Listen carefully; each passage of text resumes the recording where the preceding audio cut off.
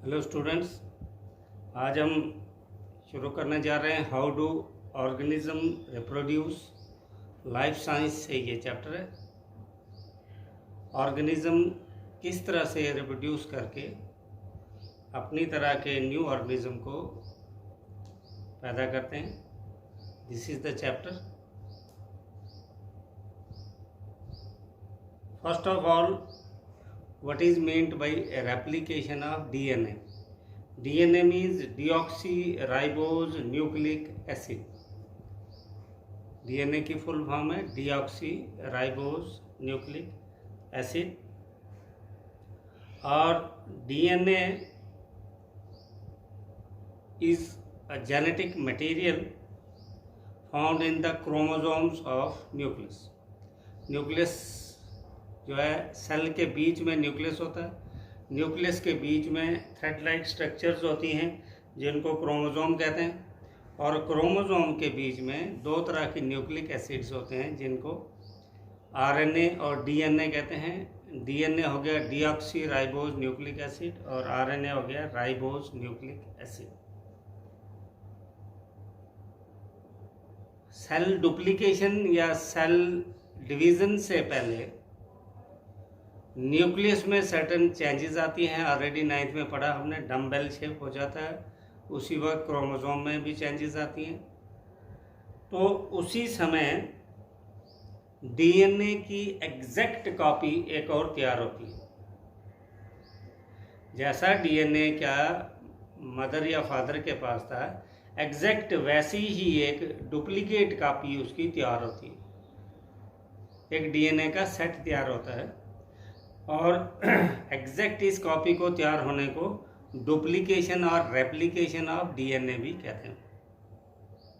जैसे ही इसका एक सेट तैयार हो गया, ये पेरेंटल सेट था, ये नया सेट तैयार हो गया। इसी तरह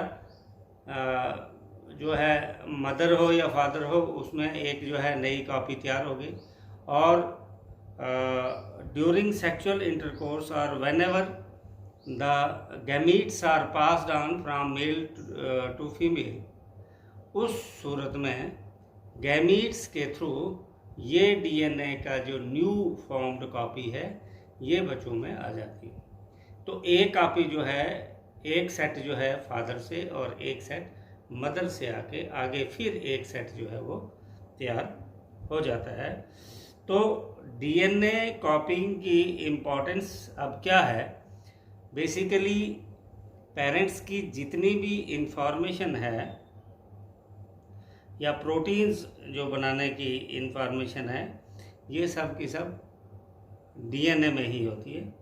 और बॉडी का जो डिज़ाइन होता है किस टाइप का होगा, ये सब का सब डीएनए ही डिटरमाइन करता है कि बॉडी की शेप कैसी होगी, उसके ऑर्गन्स की या फीचर्स कैसे होंगे, या इंटरनल जो है सेटअप उसका कैसा, जीनोटाइप कैसा होगा। तो ये डीएनए ही है जो बॉडी का डिज़ाइन तैयार करता है।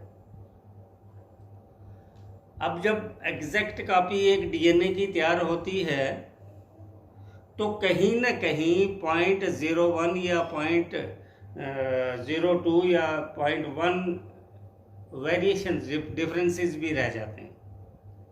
ये डिफरेंसेस जो हैं आगे ऑर्गेनिज्म में जब हम अपने बच्चों को अपने साथ कंपेयर करते हैं तो सिमिलरिटीज़ तो होती हैं वहाँ पे, लेकिन कहीं ना कहीं बड़े गौर से देखेंगे तो मामूली से डिफरेंसेस भी होते हैं।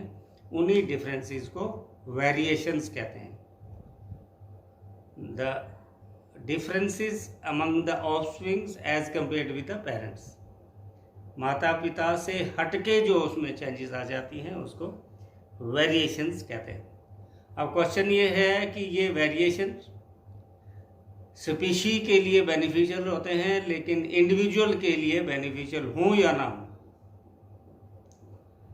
अब रीज़न ये है कि स्पीशीज जो हैं, वेरिएशन जो हैं वो जब वातावरण चेंज होता है, फॉर एग्जांपल हम कहते हैं टेम्परेचर ज़्यादा हो गया। जब टेम्परेचर ज़्यादा हुआ तो मान लो वहाँ पर 100 ऑर्गेनिज्म थे तो 99 मर गए, एक ऑर्गेनिज्म सरवाइव कर गया। इसका मतलब उस ऑर्गेनिज्म में कुछ वेरिएशंस आ गई तो वो एक इंडिविजुअल, एक ऑर्गेनिज्म जो है वो सरवाइव कर गया। तो वेरिएशंस ने उसको बचा दिया, सर्वाइवल। अब जब उसकी जो जनरेशन आगे निकलेगी वो उस चेंज्ड एनवायरनमेंट में सरवाइव कर पाएगी। सिर्फ कुछ ही ऑर्गेनिज्म हैं जो चेंज्ड एनवायरनमेंट में सरवाइव करते हैं, बाकी जो हैं मर जाते हैं। लेकिन ये ज़रूरी नहीं है जो वेरिएशंस हुई हों वो वेरिएशन एक इंडिविजुअल ऑर्गेनिज्म के लिए भी बेनिफिशियल हों।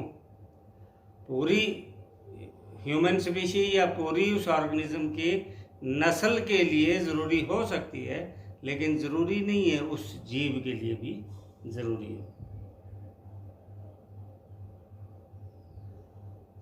एक और क्वेश्चन है कि बाइनरी फिशन मल्टीपल फिशन से कैसे डिफरेंट है। बेसिकली यूनिसेल्युलर ऑर्गेनिज्म में रिप्रोड्यूस होने का या ऑर्गेनिज्म को पैदा होने का बिल्कुल सिंपल तरीका क्या है कि सबसे पहले अंदर से जो न्यूक्लियस है वो लंबा होना शुरू हो जाता है डम्बेल से, और धीरे धीरे ये अंदर से न्यूक्लियस कट के 2 हो जाता है। सिमिलरली बाहर से जो साइटोप्लाज्म है वो भी धीरे धीरे कट होना शुरू हो जाता है और अल्टीमेटली अपने अपने न्यूक्लियस को घेरता हुआ साइटोप्लाज्म कट होके तो नई ऑर्गेनिज्म बना देता है। अगर एक पेरेंटल बॉडी में डिवीज़न हुई और 2 डॉटर सेल्स या 2 ऑर्गेनिज्म तैयार हुए तो उसको हम बाइनरी फिशन कहेंगे। By means 2। लेकिन अगर अनफेवरेबल कंडीशंस हों उस सूरत में क्या कहता है कि ऑर्गेनिज्म अपने बाहर से एक मोटी सी सिस्ट बना लेता है ताकि अनफेवरेबल कंडीशन से अंदर ऑर्गेनिज्म को बचाया जा सके। इसी सूरत में अंदर से जो न्यूक्लिय हैं वो डिवाइड करते रहते हैं, 1 से 2, 2 से 4, 4 से 5, और जैसे ही फेवरेबल कंडीशंस आती हैं तो आउटर जो वॉल है वो डिकम्पोज हो जाती है और इमीडिएटली बहुत से ऑर्गेनिज्म जो है वो बाहर निकल आते हैं। तो this is called multiple fission. Binary fission में पेरेंटल बॉडी से 2 ही ऑर्गेनिज्म तैयार हुए, लेकिन मल्टीपल फिशन में एक ऑर्गेनिज्म से बहुत से ऑर्गेनिज्म प्रोड्यूस हुए। अगर स्पोर्स से ऑर्गेनिज्म प्रोड्यूस होते हैं तो वो ज़्यादा बेनिफिशियल क्यों है? पहला बेनिफिट ये है कि स्पोर्स जल्दी स्प्रेड होते हैं, हवा से, पानी से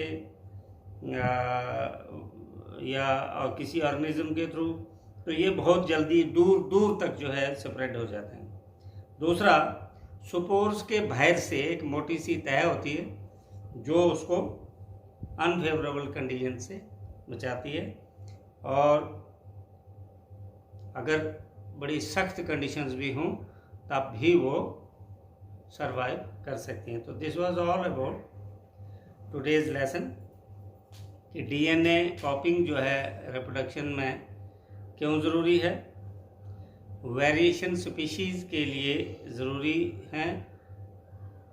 बेशक